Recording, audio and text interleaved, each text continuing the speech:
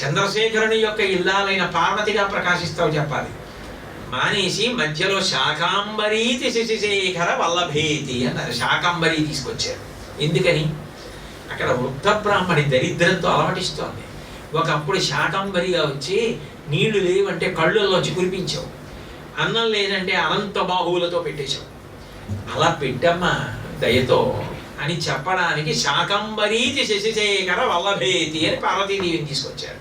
సృష్టి స్థితి ప్రళయకేషు సంస్థితాయై తస్యై నమస్త్రిభువనైక గురోస్తరుణ్యై.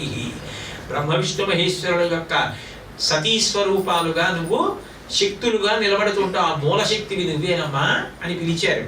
అటువంటి కామాక్షి ఎవరైతే ఉందో ఆవిడ తాపత్రయం తీసేయడానికి ప్రసిద్ధి.